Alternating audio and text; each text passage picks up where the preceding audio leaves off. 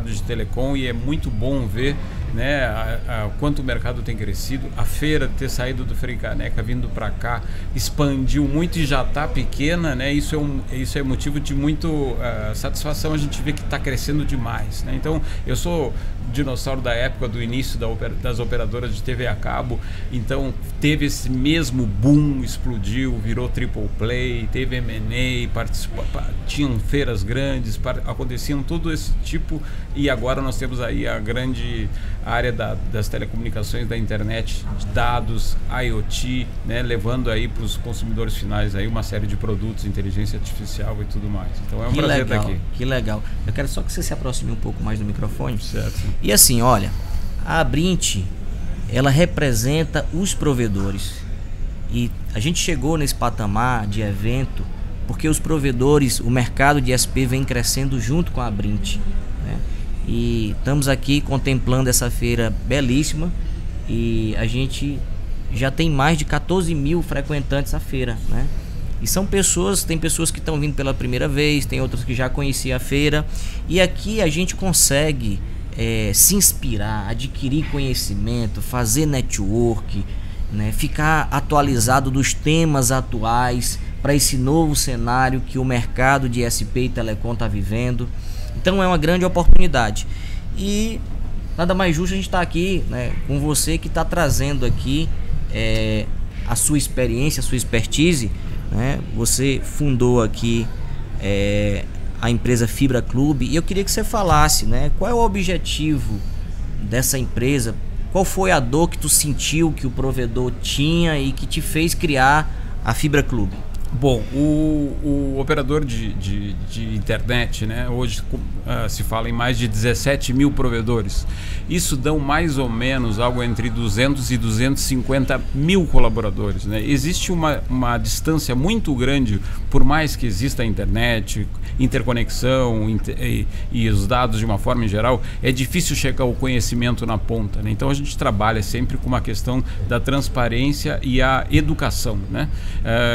A gente tem feito aqui várias reuniões com o Huawei, com o FiBrasil e com uma série de outros fornecedores para trazer o conteúdo direto do engenheiro. Ontem eu tive uma reunião até com o Yumin da Huawei, o chinês, né, trazer o conhecimento direto e disponibilizar na nossa plataforma para que esses colaboradores possam ser licenciados, ter o seu diploma em cada tipo de equipamento, em cada tipo de tecnologia. Então, o que falta para os operadores hoje é mais conhecimento para que eles possam aplicar.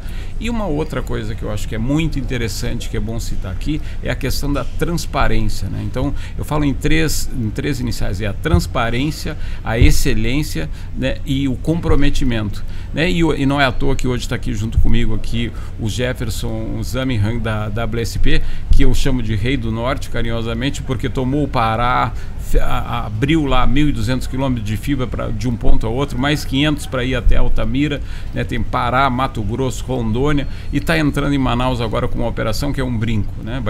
Vai estourar, né? A operação começa com televisão, né? São todos os canais Globosat, 7 dias de time shift. Para quem não sabe que time shift eu posso acessar programas que deram até 7 dias atrás.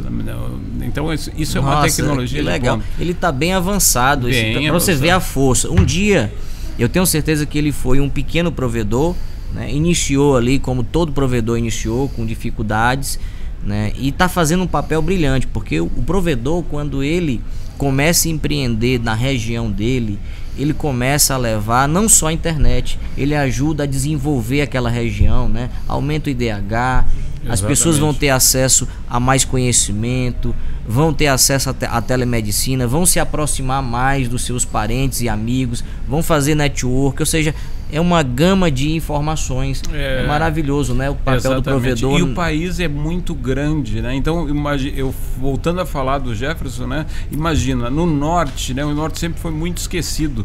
Então, para chegar, por exemplo, de Santarém até Sinop em épocas de pandemia, teve que se puxar 1.200 quilômetros de fibra e botar poste onde não tinha. Nós estamos falando de Transamazônica, né? Então, eu imagino assim, o desafio. Parabéns para ele.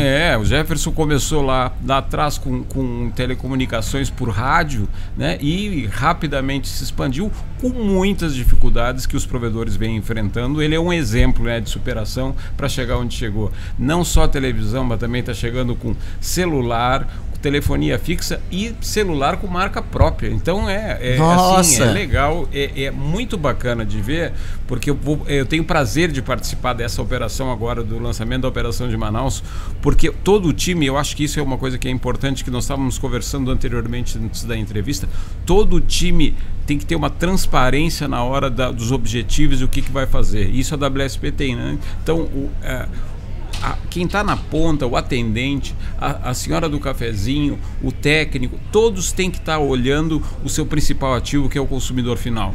E para que isso aconteça, ele precisa ter conhecimento. Então não é só o técnico que precisa saber como é que funciona a tecnologia de fibra e o que é o 5G. Todo mundo fala, mas e o satélite do Elon Musk vai acabar então com os provedores? Não tem nada a ver, é completamente diferente, é para um outro segmento de público.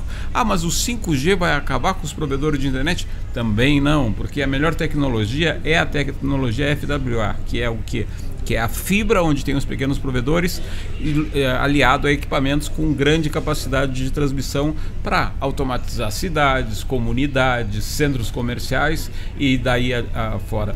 Por isso que eu digo, os pequenos são as empresas mais importantes, porque eles têm o conhecimento da ponta, ou seja, eles conhecem quem é o seu Zé, quem é a Dona Maria, quem é primo, quem não é, e eles têm uma confiança da comunidade de uma forma geral. Eles são muito próximos, então se não está funcionando a internet, eles vão lá e batem na casa do Jefferson lá e falam, minha internet não está funcionando, que não é o caso, né? Tem dupla redundância, senão ele vai ficar bravo comigo, mas isso é uma arma muito importante. Você tocou num ponto, me permita, você tocou num ponto interessante, porque o provedor começa pequeno, onde o dono ele participa das operações, né? Ele faz ali as suas primeiras instalações com sua equipe técnica reduzida, depois ele entende que o negócio tem que crescer e que ele precisa trazer mão de obra e começa a dividir as tarefas dentro da empresa, e à medida que esse negócio vai crescendo, ele entende que precisa implementar a governança, e aí onde vai ter lá a equipe operacional, vai ter o tático e ele sobe para o estratégico. Mas tem provedores, tem donos de provedores que quando ele cresce, ele perde a conexão com o operacional, e a gente sabe que quem está na ponta é que está ali escutando o cliente, né? E acho que o grande desafio do provedor é isso, é você crescer sem perder essa intimidade com o cliente, sem com seus colaboradores, porque são eles que estão ali na ponta ali, né?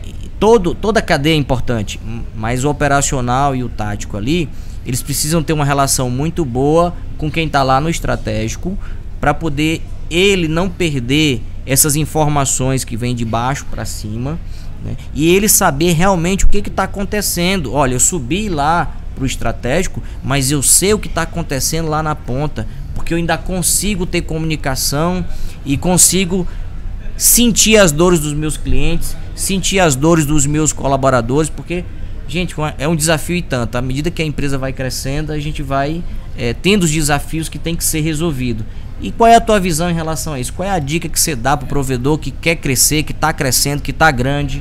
O provedor tem que ter, o dono de provedor tem que ter como seu principal cliente o próprio colaborador. Por quê? Porque é uma rede de embaixadores. Quem vai estar falando com o cliente, quem vai estar tratando com o mercado, quem vai estar passando as informações, quem vai estar cuidando dos ativos deles são os colaboradores. Então, as reuniões têm que ser abertas, têm que ser francas. Não tem que fazer reunião do comercial, da área técnica e da área operacional e da área contábil. Precisa haver reuniões falando sobre todos os temas para que todo mundo saiba. Né, para que alguém da contabilidade saiba que quando veja nos gráficos, num dashboard, numa tela de informações públicas entre os funcionários, se está tendo algum atraso, se está tendo alguma dificuldade, alguma região que estão reclamando mais do que outra, e ele precisa falar na rua e ter orgulho de ter falado. Então, por isso, o dono de provedor, ele precisa dar atenção aos seus colaboradores. São os colaboradores que defendem a empresa, são os colaboradores que entram na casa do assinante para fazer. Eu não acho que são provedores de internet, né? Eu acho que são provedores de serviço. Hoje a gente está falando de internet por fibra, estamos falando de TV, estamos falando de telefonia mobile. Amanhã estaremos falando sobre energia solar. Depois, agora daqui a 2 anos e meio, acaba a questão da energia cativa das concessionárias. Então quem é que vai vender isso para o provedor, para o cliente da ponta? É o provedor, e para isso ele precisa ter uma equipe que tenha orgulho de trabalhar na empresa, né? É difícil, claro que é difícil manter uma rede, se manter atualizado, investir muito em equipamentos. Existe uma dificuldade muito grande no mercado brasileiro para linhas de crédito, né? Eu vi alguns anúncios aí que o governo está fazendo alguma movimentação nesse sentido, mas até então ainda é pouco, né? Precisa fazer muito mais, porque são os pequenos provedores que estão fazendo esse país crescer, né? Não que eu desdenhe dos grandes provedores que entraram no mercado, mas quem sabe a realidade da ponta é o pequeno, né? Não adianta simplesmente botar uma automatização de atendimento e tratar o cliente como um número. Ele precisa continuar sendo tratado como uma pessoa quando o provedor começou, né? Uma pessoa que ela tem uma intimidade com o provedor e por isso que ela assina o serviço. Alceu, me permite, eu tive uma experiência mês passado de visitar um provedor no Piauí que ele já faz gestão à vista. Eu achei fantástico, né? Ou seja, perfeito. Todos os colaboradores estão cientes do que está acontecendo, têm acesso aos dados, às informações, e muitas vezes a gente cria lá missão, visão, valores, e talvez nem todos os colaboradores sabem qual é a missão, qual é a visão. Ou sabe de cor e não sabe o que significa. E não sabe o que significa, né? Uhum. Então, essa cultura precisa ser muito forte, né? E hoje a gente sabe que um dos maiores desafios dos provedores é a rotatividade de colaboradores. E você que roda esse Brasil, que tem essa experiência aí, eu queria que você me falasse, né? Quais são os motivos que você enxerga aí dessa rotatividade? Existe uma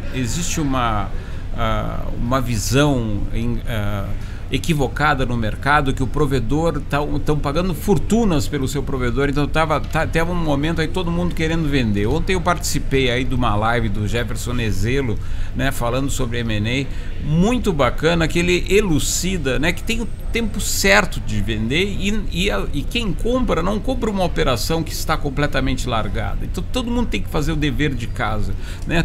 Citando um outro grande mentor aí que atende grandes executivos de multinacionais, o Cirilo, né, o Francisco Cirilo, ele fala em liderança consciente. Liderança consciente é liderar, saber como lidar com os seus liderados, né, de uma forma que isso consiga passar adiante qual é a real necessidade da companhia. Então, ter essa gestão à vista, como você falou, é um dos grandes desafios. Não é momento de vender. E se vender, a venda é uma coisa muito mais difícil de ser feita quando os funcionários não conhecem a empresa. Porque no momento que um provedor chega para um advisor, contrata, é uma palavra chique aí, um advisor para buscar investimento, a primeira coisa que ele quer saber é como é que funciona a empresa. Vamos buscar os dados. Quem é que tem os dados? Os dados quem tem são os colaboradores. Se isso não é compartilhado, não é discutido, entra no entrave que na primeira já não sai. Então, de verdade, tem que fazer uma lição de casa, né, e transformar numa empresa modelo de colaboração com gestão à vista, né? Então, é isso que a gente precisa fazer. Trazer o conhecimento. Essas novidades que estão todas aqui na feira, elas precisam chegar na ponta. Os colaboradores precisam saber, mesmo que não se compre uma determinada tecnologia para o provedor, porque ainda não é o momento, precisa saber que existe, porque se o cliente perguntar o que é o Wi-Fi 6, o que é o Wi-Fi 7, o que o 5G vai mudar, qualquer funcionário se você como cliente vai dizer, poxa, você trabalha num provedor de internet e não sabe se o Elon Musk, se esse satélite vai ser seu concorrente ou não sabe. Isso não é o tipo de coisa que pode ser feita. Então eles precisam saber. A informação precisa circular de uma forma geral. Eu tive aqui, pessoal, com o Alceu da Fibra Clube. É um prazer a gente estar recebendo você aqui no nosso podcast. Eu sei que você tem muita bagagem, muito assunto, e eu espero te encontrar em um novo podcast. A gente vai estar lá na Brint Nordeste, entendeu? E eu espero que a gente tenha outras oportunidades para debater esse assunto que é tão gostoso, né? quer contribuir com esse mercado de SP, fazer. Vamos deixar a data de quando é que será? Já Abrinte? Já temos a data de Abrinte Nordeste? Evaí, já tem a data do Abrinte Nordeste? O mês mais ou menos, não? Deixa eu dar uma olhada aqui. Por quê? Por que eu falo isso? Porque eu espero que até lá a gente já tenha inaugurado lá a operação de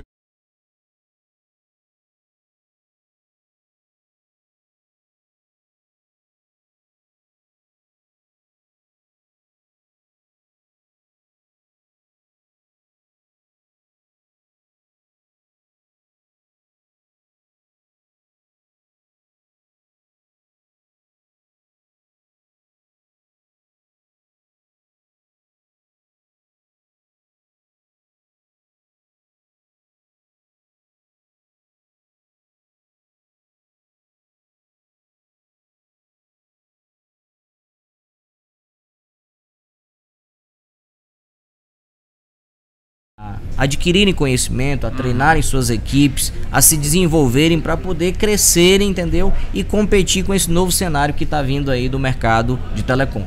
Perfeito. Então, satisfação. Muito obrigado. Satisfação é toda minha. Muito obrigado. Até mais.